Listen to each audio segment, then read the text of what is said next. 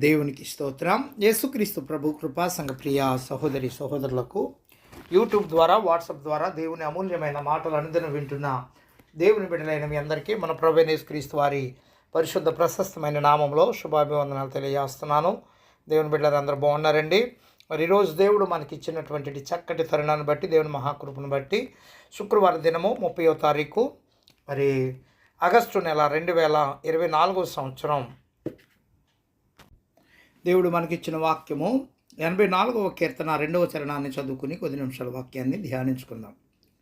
యెహోవా మందిర ఆవరణములను చూడవలెనని నా ప్రాణం ఎంతో ఆశపడుచున్నది. అది సొమ్మసిల్లుచున్నది. జీవము గల దేవుని దర్శించుటకు నా హృదయమును నా శరీరమును ఆనందముతో కేకలు వేయుచున్నవి. ప్రార్థన. పరిశుద్ధుడా, ప్రేమమయుడు మా తండ్రి, వాక్యమైన దేవ, మాతో మాట్లాడి మమ్మలను బలపరచుమని యేసుక్రీస్తు వారి నామంలో ప్రార్థించి వాక్యమును ధ్యానించుచున్నాము తండ్రి. ఆమేన్. ప్రభునందు ప్రియ దేవుని బిడ్లరా, పరిశుద్ధ గ్రంథంలో 84వ కీర్తన 2వ చరణంలో తెలియజేస్తున్న మాటలు, భక్తులైనటువంటి కోరాహు కుమారులు తెలియజేస్తున్న మాటలు ఏమిటి అంటే, యెహోవా మందిర ఆవరణములు చూడాలని నా ప్రాణం ఎంతో ఆశపడుతున్నది. అది సొమ్మసిల్లుతూ ఉంది. ఏమండి, దేనికి సొమ్మసిల్లిపోతుందంట? ఒకవేళ ఆహారం తినకపోతే ప్రాణం సొమ్మసిల్లిపోద్ది. ఎక్కువ కష్టపడితే ప్రాణం సొమ్మసిల్లిపోద్ది. లేకపోతే ఇంకా అనేకమైనటువంటి టైడ్ వల్ల, అనేకమైన ఇబ్బందుల వల్ల ప్రాణం సొమ్మసిల్లిపోతుంది. కానీ వీరికి దేని విషయంలో ప్రాణం సొమ్మసిల్లుతూ ఉందంట?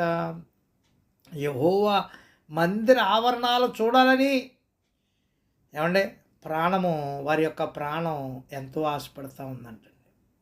ఏమండే, అది సొమ్మసిల్లుతూ ఉంది. ఆశ కలగటమే కాదు, సొమ్మసిల్లిపోతూ ఉంది. ఎందుకనంటే జీవము గల దేవుని దర్శించడానికి నా హృదయమును నా శరీరమును ఆనందముతో కేకలు వేయుచున్నవి.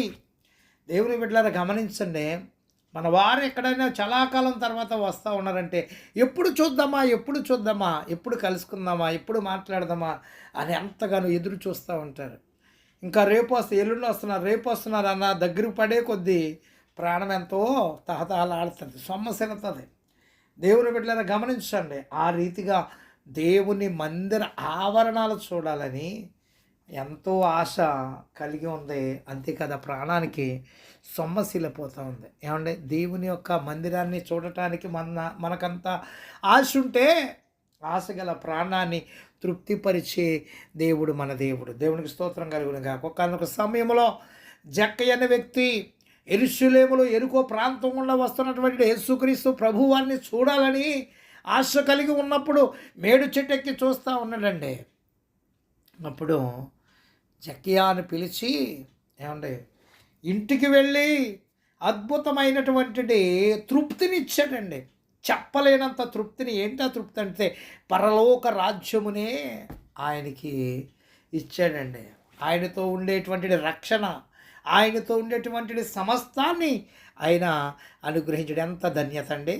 దేవుని బిడ్డలారా గమనించండి, ఇక్కడ కీర్తన కోరాహు కుమారులు రచించినది జీవముగల దేవుని సన్నిధిలో నివసించేవారు నిత్యానందం అనుభవిస్తారని, ఆయన ప్రసన్న కిరణములో ఏమంటే మనల్ని బలమునందుతాయని, బలమునందును కృపనందును మరియు మహిమనందును అభివృద్ధి చెందటానికి తోడ్పడతాయని కీర్తనకారుడు దేవుని సహవాసం పొందుకోవాలని ఆత్మీయ ఆశ కలిగి ఉన్నాడు. ఒక గమనించిన దేవుని బిడ్డలారా, ఆలోచించినట్లయితే ఏమంటే 84వ కీర్తనలో 1 నుంచి 4 వచనాలు, నీ మందిరమునందు నివసించువారు ధన్యులు. ఏమంటే, వారు నిత్యము నిన్ను స్తుతించుదురు. ఈ భాగానికి మూలపదం నివసించుట. ఇది దేవుని యందు నిలిచి ఉండే అనుభవం తెలియజేస్తూ ఉందండి. నివసించటానికి సూచనలు 81వ కీర్తన 1-2 వచనాల్లో మొదటగా మనం చూస్తే ఆనందము. యేసుక్రీస్తు ప్రభు వారి శిష్యులకు తన యందు నిలిచిండుటను గురించి బోధించి ఆయన చెప్పింది, మీ అందు నా సంతోషం ఉండవలననియు మీ సంతోషంలో పరిపూర్ణం కావాలననియు ఈ సంగతులు మీతో చెప్తున్నానని యోహాను సువార్త 15:11 వచనంలో తెలియపరుస్తాడండి ఆయన. ఆనందం అన్నది నిలిచిండుటలో లభిస్తుంది. రెండోది స్తుతి. జీవమగల దేవుని దర్శించడానికి నా హృదయము నా శరీరమును ఆనందంతో కేకలు వేస్తూ ఉందంటే స్తుతించటం. పరిశుద్ధుడు పరిశుద్ధుడు అని ప్రతి గానములతో ఆరాధించటం, స్తుతించటం, గణపరచటం మనకు కనబడుతూ ఉంది. వారు నిత్యము నిన్ను స్తుతించెదరంటా ఉన్నాడు, తెలియజేస్తుంది. ఆశ, మూడవది ఆశ. ఏమంటే యెహోవా మందిర ఆవరణములను చూడాలని నా ప్రాణం ఎంతో ఆశపడతా ఉంది. దేవుని ప్రసన్నతను, ఆయన సహవాసాన్ని కాంక్షించుట ఆత్మీయ ఉన్నతమైన స్థితికి సూచిస్తుందండి. ఇంకా మనం చూస్తే 84వ కీర్తన 3వ చరణంలో నివసించుటలో గల రహస్యము, నివసించటం గల రహస్యము, నీ బలిపీఠం వద్దనే పిచ్చుకలకు నివాసం దొరికెను, వాన కోవెలకు గూటి స్థలము దొరికెను. పిచ్చుకలు, కోవెలలు, పావురాలు ఎక్కడ నివసిస్తాయండి? దేవాలయంలో నిత్యము నివసిస్తాయి. దేవాలయంలో పిచ్చుకలు గూళ్ళు కట్టుకుంటాయి. ఈ పక్షులు అనేక స్థలములు తిరిగినను తర్వాత వాటి గూటి స్థలం ఎక్కడనంటే, నివాస స్థలం ఎక్కడంటే దేవుని మందిరానికి వచ్చి నివసించుటతో కీర్తనాకారుడు పోల్చుకొనిచు దేవుని సన్నిధిలో నివసించుట క్షేమమనే భావిస్తూ ఉన్నాడు.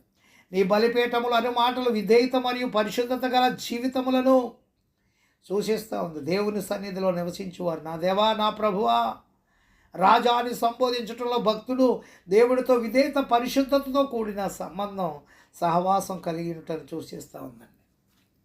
దేవుని బిడ్డలారా, 84వ కీర్తన 5-7లో చూస్తే, వెళ్ళును ప్రయాణమను పదములు 6-7 వచనాల్లో గమనించవలసిన సహవాస సంబంధములు ఒకే చోట నిలిచిపోటు కాదండి, అది నిత్యము ముందుకు సాగునట్టిది, అభివృద్ధిని పొందుకునేది. వెళ్ళుటకు సూచనలు, గుర్తులు. 84వ కీర్తన 6-7 వచనాలు అభివృద్ధి. 84-7 వారు నానాటికి బలాభివృద్ధి నొందుచు మనం మహిమ నుండి అధిక మహిమకు అభివృద్ధి చెందవలసిన వారు. సామెతల గ్రంథం 4:18, 2 కొరింథీ 3:18. సహవాస మార్గము పురోభివృద్ధి మార్గం, ఫలభరితము. 84:6 వారి బాకాలోయలో బడి వెళ్ళును, దానిని జలమయముగా చేయుదురు, తొలకరివాన దానిని దీవెనలతో కప్పును. బాకాలోయ అన్నది ఎండిపోయి విచారమునకు చూసిన అక్కడ ఏమండే బల్సం చెట్లు మాత్రమే పెరిగితే అంటే ఎడారిలో నీటి బొగ్గలు లభిస్తాయి. వెల్లుటలో గల రహస్యము, ఆధారపడట నీ వలన బలమునందు మనుష్యులు ధన్యులు అని చెప్తా ఉన్నాడు. 84:5 మన బలము దేవుని యందు ఉన్నదే, ఆయన పైన ఆధారపడట ద్వారా దాన్ని పొందుకోగలుగుతామండి. లోబడట.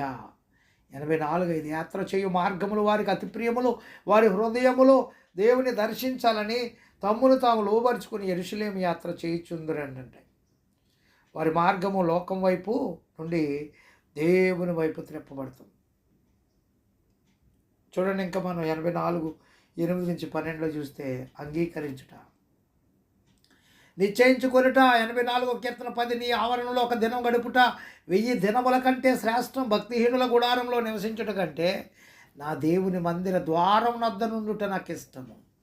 ఏమంటే భక్తిహీనుల గుడారంలో నివసించడం కంటే ద్వారం దగ్గర, ఒకవేళ లోపలంతా ఫుల్ అయిపోయి అవకాశం లేకపోయినా, బలిపీఠం దగ్గరికి వెళ్ళి కూర్చునే అవకాశం లేకపోయినా ద్వారం దగ్గర నుంచున్నా కూడా మంచిదేనండి. ఎందుకనంటే ఏమంటే కొంతమంది ఉంటారు, స్థలాలు ఖాళీగా ఉన్నా కానీ, చర్చిలో ఖాళీగా ఉన్నా కానీ ద్వారాల కాడే తిరుగుతూ ఉంటారు వీళ్ళు. మరి వీళ్ళకేంటో అర్థమైందండి. మరి ఆ ద్వారం దగ్గర ఉంటే చాలు అనుకుంటారో ఏంటో, మొత్తం మీద బయటే తిరుగుతారు తప్ప లోపల ఉండరండి. లోపల ఉండవలసింది ఏమంటే స్థలము లేకపోతే బయట ద్వారం దగ్గర ఉండాలి. కానీ ఒకవేళ కొంతమంది లోపలికి రానియకపోయినా ద్వారం దగ్గర అయినా ఉండి దేవుని యొక్క ఆశీర్వాదాలు పొందుకోవటానికి, ఎండలోనైనా నుంచుని ఆ ఆరాధనలో పాల్పంచుకోవటానికి, నేను మనుషులను చూస్తాం గురించి కాదు, నా దేవుడిని ఆరాధిస్తున్నానని ఆసక్తి కలిగి ఉన్న వాళ్ళకి ఆశీర్వాదాలండి. స్థలం లోపల ఉన్నా కానీ కూర్చోకుండా బయట తిరిగేవాళ్ళు కాదండి. ఆలోచించండి, ఎక్కడ గడపాలన్నది, నివసించాలన్నది నిర్ణయించుకునే స్వేచ్ఛ మనకుంది. కీర్తనాకారుడు మాత్రం దేవుని సన్నిధిలో నివసించాలని తీర్మానించుకున్నాడండి. 84:12 సమర్పణ, నీ యందు నమ్మిక ఉంచువారు ధన్యులు. నమ్మిక అన్నది సమర్పణకు సంబంధించిందండి. యథార్థంగా ప్రవర్తించు వారికి అనగా ఏక మనసు గల వారికి అనగా సమర్పణ అన్నది తమ జీవితంలో సంపూర్ణంగా దేవునికి అంకితం చేసిన వారికి సంబంధించింది. బహుమానములు 84వ కీర్తన 11 దేవుడని యెహోవా సూర్యుడును కేడమునై ఉన్నాడు. యెహోవా కృపయు ఘనత అనుగ్రహించును. యథార్థముగా ప్రవర్తించు వారికి ఆయన ఏ మేలును చేయక మానడో. దేవుడు ఎలాంటోడనంటే సూర్యుడును కేడెమును దేవుడు తన వెలుగుతో శక్తితో మనల్ని దీవిస్తాడండి. చెడు నుండి మనల్ని కాపాడి మన పక్షంగా పోరాడతాడు. సర్వ సమృద్ధిని కలిగిస్తాడు. కృపయు ఘనతను అనుగ్రహించును. ప్రస్తుతం కృప ద్వారా సహాయం చేసి మహిమగల భవిష్యత్తును దయచేస్తాడు. ఏమంటే ఏ మేలును చేయక మానడని దేవుడు ప్రతి మంచి మేలు మనకు జరిగిస్తాడు. మన చేతుల్లో నుండి ఏదైనా దేవుడు తీసివేస్తే దానికన్నా మంచి ఇవిని ఇచ్చుట కొరకే నేను గ్రహించాలి. దేవుడి కొద్ది మాటలు మన వినికిడిలో దీవించునుగాక. తండ్రి కుమార పరిశుద్ధాత్మ త్రియేక దేవుని దీవెన మనెల్లరకు తోడై ఉండి కాపాడును గాక. ప్రభు పనిలో మీ ఆత్మీయ సహోదరుడు పాస్టర్ ఎలీషా రాజు మస్కట్ నుండి. God bless you all.